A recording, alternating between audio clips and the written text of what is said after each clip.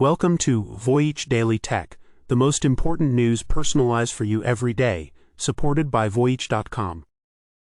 After listening to today's news, you'll know, first, SpaceX's $1.5 trillion IPO is fueled by Starlink dominance and a bet on orbital data centers. We'll analyze how this sparks a new geopolitical race for digital sovereignty and orbital infrastructure. Second, Reddit surpasses TikTok in the UK, its growth fueled by AI data deals that now threaten its traffic. We'll break down this double-edged sword and what it signals for platforms in the age of AI.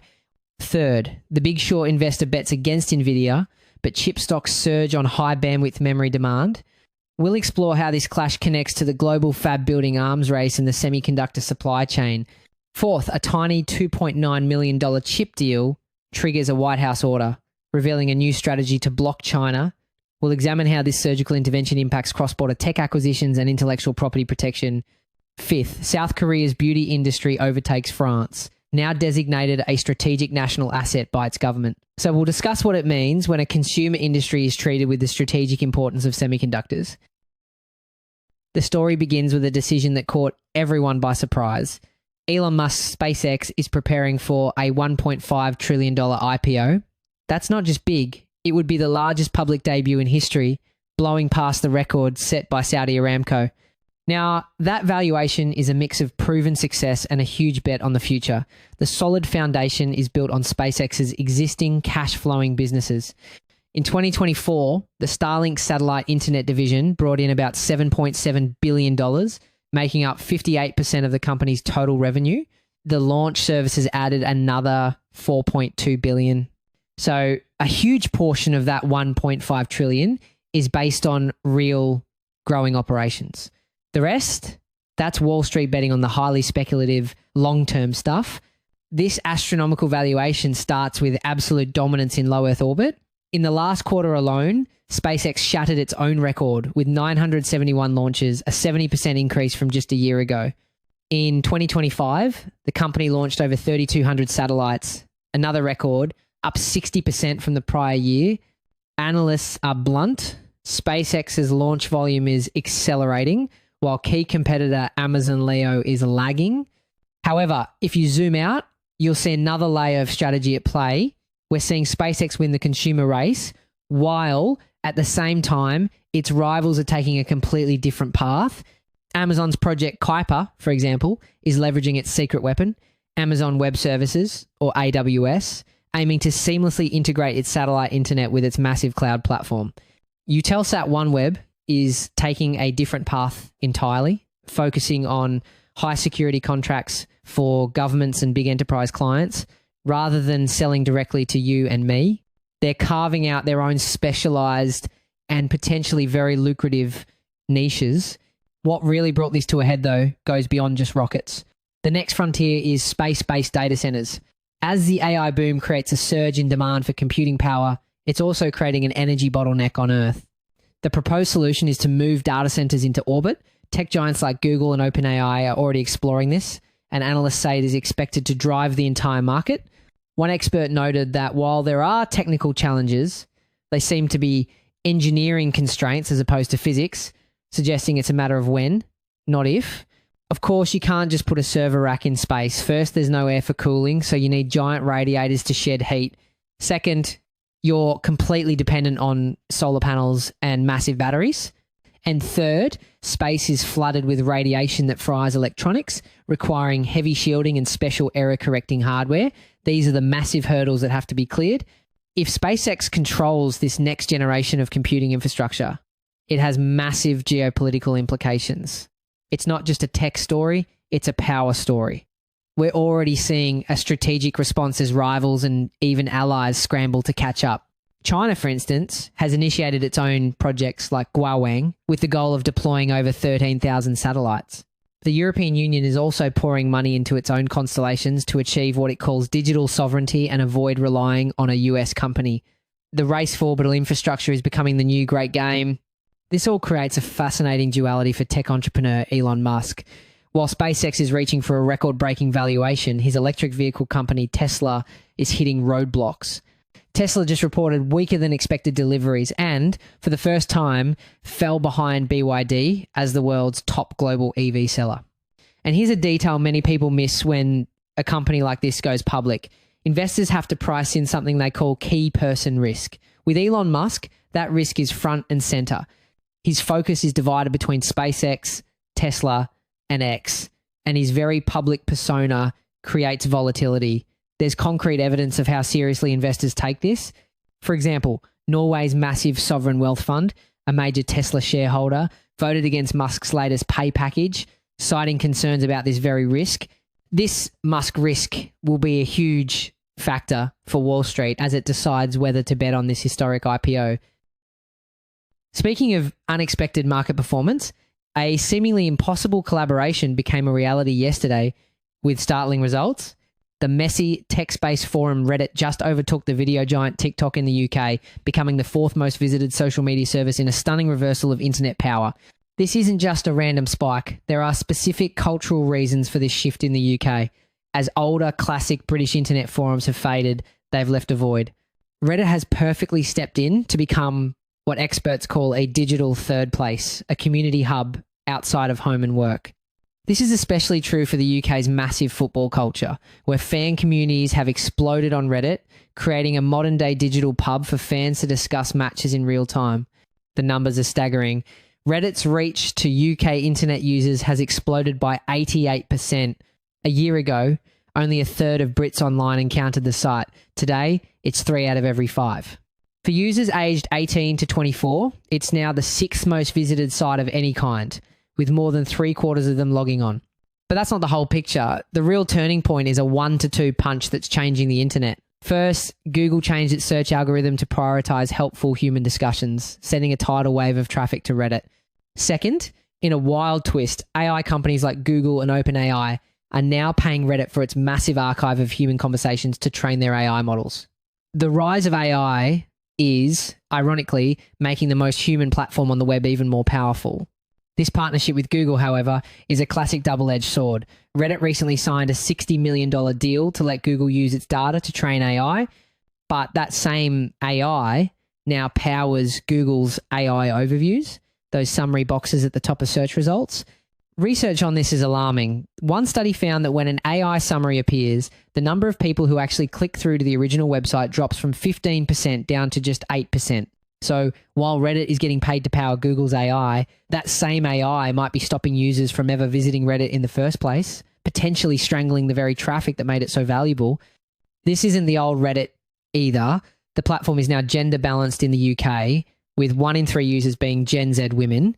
They're not just talking about gaming, they're driving huge traffic to forums for skincare, parenting, and life advice. Subreddits for pregnancy and parenting have doubled in size in the last year. Meanwhile, the Premier League subreddit has grown by more than 1 billion views.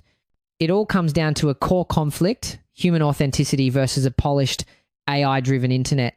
As one Reddit executive put it, their platform is an antidote to what she calls AI slop. She said, it's not clean, it's messy, it's not manicured down to one answer for you, but that's kind of the point. Interestingly enough, that mess is managed by an army of unpaid volunteers. The entire platform relies on a massive free workforce of community moderators. Researchers have calculated the value of this unpaid labour at a minimum of $3.4 million a year, but this comes at a huge personal cost. Studies show that over 90% of these moderators report high levels of stress and more than half suffer from burnout. As Reddit's value skyrockets, there's a growing ethical question about whether this model, built on the backs of unpaid, stressed-out volunteers, is fair or even sustainable. In an age where everyone is chasing perfection and automation, Reddit's greatest strength is its raw, unfiltered, and unapologetically human mess. And right now, that's exactly what people want. While Reddit champions its human mess, the engine driving the rest of the internet AI is facing a major challenge. The investor, famous for predicting the 2008 financial crash, Michael Burry of The Big Short fame, has revealed a short position against chip giant Nvidia. And he's not stopping there. He's accusing the biggest names in tech of artificially boosting their earnings to create the illusion of a boom. His claim is a wild one. Burry alleges that hyperscalers like Amazon and Google are playing an accounting game by extending the useful life of their AI servers on paper from, say, 4 years to 6. This reduces their annual depreciation costs, which artificially inflates their net income. On top of that, These same companies are investing billions in AI startups who then turn around and spend that money on cloud services from, you guessed it, Amazon and Google. It's a feedback loop that could be massively inflating the perceived demand for AI chips. And what was the market's response to this massive warning? An absolute explosion in the other direction. To kick off the new year, chip stocks didn't just climb, they rocketed. Micron Technology jumped 10%. This fits a pattern we've been tracking about the HBM squeeze. Micron is more than sold out on high bandwidth memory and has even shuttered some consumer-focused products to protect its AI supply. Today's pop shows demand is still outrunning capacity. Now, get this, that Micron jump highlights a critical under-the-radar part of the AI boom, the memory bottleneck. All these powerful AI GPUs from NVIDIA are useless without incredibly fast memory to feed them data. We're talking about high bandwidth memory, or HBM. The demand for HBM is so intense that it's transforming the memory industry from a cyclical business into a high margin, high growth sector. Micron, SK Hynix, and Samsung are in a flat out war to produce the fastest HBM. A while back, we also touched on the investigation to China's CXMT allegedly obtaining DRAM know-how through suppliers tied to SK Hynix. If CXMT can field domestic HBM at scale, it inserts a pricing wildcard into a market we said could stay tight well into 2027. One reason memory names can whipsaw on every data point: Dutch Powerhouse ASML surged 9%, Lam Research and Intel rallied over 6% each. Even NVIDIA, the direct target of Burry's bet, went up. The surge in companies like ASML and Lam Research is significant because they don't just make chips, they make the incredibly complex machines that build the chip factories, or fabs. This signals a massive global investment in future manufacturing. We're seeing a fab building boom with companies like TSMC and Samsung investing tens of billions to build new plants in Arizona and Texas, heavily incentivized by government programs like the US CHIPS Act. This isn't just about meeting today's demand. It's a multi-billion-dollar bet on the demand for AI chips for years to come. This build-out is unfolding alongside US-led tech restrictions and China's push for semiconductor self-sufficiency context that helps explain why governments are leaning so hard into subsidies. This isn't just one good day either. This is the third consecutive year of gains for the AI chip sector. The VanEck Semiconductor ETF just capped a nearly 49% rally in 2025. The year before, in 2023, it gained over 72%, its best year in history. Zooms out, those micro shocks we've seen are stacking into a macro trend. When we place Burry's warning alongside the market's frenzy, the contradiction becomes clear. So, is it really a bubble like the dot-com crash? Let's look at the numbers. During the dot-com peak, Cisco had a price-to-earnings ratio of over 100. Today, NVIDIA's is closer to 57. And while hyperscalers are projected to spend a staggering $335 billion on AI infrastructure in 2025, their overall spending as a percentage of revenue is still in a range analysts consider sustainable. The spending is massive, but the valuations may not be as disconnected from reality as they were in 1999. For now, the market has made its decision. We have a legendary investor sounding the alarm while the market plugs its ears and hits the accelerator. The AI chip sector isn't just hot, it's a 3-year bonfire, and so far, the rally is burning hotter than ever with the HBM bottleneck and a global fab arms race, all keeping the flames well fed. We were just talking about the massive global race to build chip fabs. Now, let's zoom in on how the US is trying to control who gets access to the foundational technology. US? President Donald Trump has just ordered a company to reverse a corporate acquisition that was already finalized. Here's where it gets interesting. The government only found out about the deal after it was closed. A Chinese-controlled firm, HiFo Corporation, acquired chip assets from US manufacturer MCOR, but the deal was never reported to the Committee on Foreign Investment in the United States, or CFIUS. The government's own non-notified transactions team had to initiate a review after the fact. This CFIUS team is essentially a ghost patrol. They proactively hunt for deals that fly under the radar using public tips, media reports, and intelligence. And this is a growing trend. In 2024 alone, the committee formally opened inquiries into 76 such deals, a significant jump from the year before, showing they're actively searching for these hidden risks. Believe it or not, The deal that triggered this presidential intervention was for just $2.9 million. This decision brings both a sharp response and comes with inherent strategic logic. This isn't about the dollar amount, it signifies a new, more surgical phase of the tech competition. Instead of just broad export bans, the government is now targeting these small, niche acquisitions to prevent the transfer of foundational knowledge and intellectual property before it even leaves the country. It's about stopping the problem at the source. The Treasury Department says the deal gave HIFO potential access to MCOR's intellectual property and expertise. The specific risk was the potential diversion of critical indium phosphide chips away from the United States. To really understand the stakes, you need to know about these chips. We're not talking about standard silicon. Indium phosphide, or InP, is a specialized semiconductor material that is absolutely critical for high-frequency applications. Its unique properties make it essential for advanced military radar, electronic warfare systems, and even the development of future 6G networks. Losing domestic ability to manufacture InP chips could mean compromising the military's technological edge. But the situation takes a more complex turn when you look at how the deal was structured. MCOR manufactures navigation equipment like gyroscopes and sensors used in defense applications. HIFO Corporation was a new entity formed through a management buyout led by PRC National. This is a classic tactic. These complex corporate structures can be used to mask the ultimate foreign control, making a deal seem like a simple domestic transaction at first glance, effectively creating a Trojan horse to acquire sensitive US technology. HIFO, upon acquiring the assets, had successfully hired nearly all of MCOR's key scientists and engineers, claiming it had inherited over 40 years of optoelectronic innovation. A Chinese government mouthpiece, the Global Times, paints a different picture, claiming the order reflects Washington's anxiety over technology competition with China and was made without a convincing rationale. This all centered on a battle for control over sensitive American technology. HIFO thought it had secured a key US facility and its expert staff. The White House disagreed. HIFO has now been ordered to divest all acquired assets within 180 days, and its access to MCOR's technical information has been cut off effective immediately. Speaking of industries deemed critical to national strategy, our final story comes from a completely different world, but with a surprisingly similar playbook. A beauty industry once known for viral trends like snail slime just dethroned France to become a global cosmetics powerhouse. Now, that snail slime isn't just a gimmick. We're talking about real biochemistry. Snail mucin is packed with compounds believed to help with skin, hydration, and regeneration. A little known fact is that the ethics of how it's harvested are a huge deal. The best, most ethical farms create environments where snails can secrete this mucin naturally without any stress or harm. It's a blend of cutting-edge biotech and real ethical considerations. South Korea has officially surpassed France as the world's second largest beauty exporter, right behind the United States.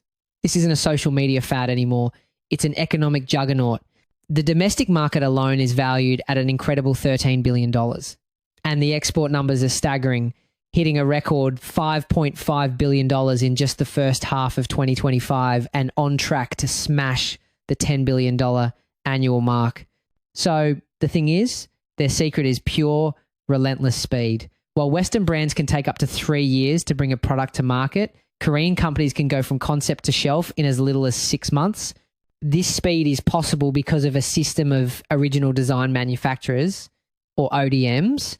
Think of them as manufacturing as a service. Giants like Colmar, Korea, and Cosmax run massive factories that do everything from developing the formula to bottling it for hundreds of different brands all at once. This is completely different from traditional Western giants like L'Oreal, which do almost everything in-house. The trade-off, K-beauty brands get incredible speed, but they often don't own the unique formula, which raises questions about long-term brand identity. This hyper-sophisticated ecosystem of 30,000 brands and massive automated factories can bottle viral serums around the clock, but this explosive growth has created a battlefield. The competition is so fierce that over 8,800 Korean beauty brands have gone out of business in recent years. And the global giants are taking notice. L'Oreal is now acquiring Korean companies. Even South Korea's own conglomerates, like the $6.2 billion behemoth Amore Pacific, are buying up smaller viral brands, admitting they need to learn their secrets on how to innovate faster.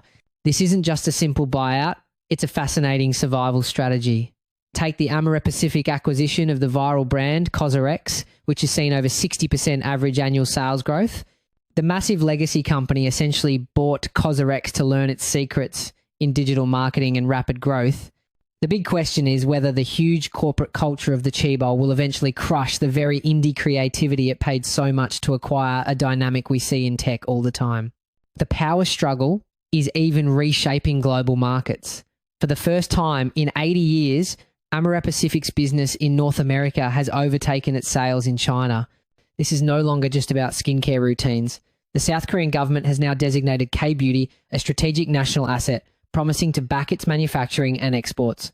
After all, when a government calls something a strategic national asset, it's a massive deal. It puts K-Beauty on the same level as other countries' most protected industries. For instance, France legally protects its luxury sector from foreign takeovers, and the United States passed the CHIPS Act to bolster its semiconductor industry. South Korea is doing the same for beauty.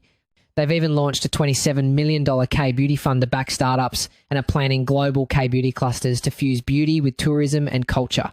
This is national industrial policy playing out through lipstick and serums. What started with a gooey serum on TikTok has become a state-supported economic force rewriting the rules of a multi-billion-dollar global industry. That's it for today on Voyage Daily Tech. Follow, share, and stay tuned for daily updates coming your way tomorrow.